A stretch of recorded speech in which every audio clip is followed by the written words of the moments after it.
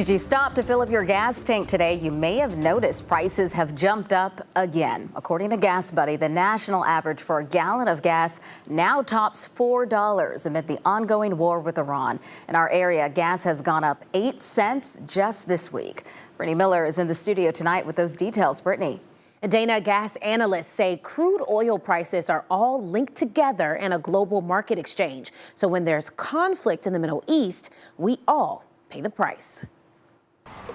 A petroleum analyst says right now, calling gas prices unpredictable is an understatement. The volatility of the crude oil market is almost at an unprecedented level. The nation's average price of gasoline hit $4, with some gas stations in Norfolk charging $4.04 a gallon. It's crazy, but it's expected, right? With the situation going on right now. Prices are up as conflict in the Middle East continues, including a blockade of the Strait of Hormuz, which handles 20% of the global oil supply every day. If the Strait of Hormuz remains closed, I would be happy if they only stayed at $4 a gallon. Matt McLean, an analyst for Gas Buddy, says if the strait doesn't reopen, it's only a matter of time before every community in America will be paying over $4 a gallon. Carlos Cruz Perez was filling up at a gas station in Norfolk. He says his friends in other states are seeing prices higher than the average.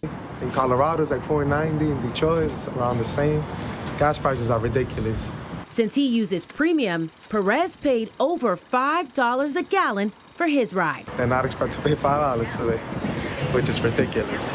Back in January, Gas Buddy predicted that the yearly average gas price would fall below $3, its lowest since 2020. With tensions between the U.S. and Iran, McLean says he doesn't know if that'll still happen. If the Strait of Hormuz were to open this afternoon, obviously that's not going to happen. But even if it did, you're still looking at weeks and weeks and weeks before we can get things into where they need to be. Now, to keep more gas in your tank, McLean suggests making sure you're driving at the speed limit to improve your fuel efficiency. In the studio, Brittany Miller, 13 News Now. All right, thanks, Brittany. In a statement, the White House press secretary said gas prices will plummet when the war is over, but analysts have said it could take time for gas prices to drop whenever the conflict is finished.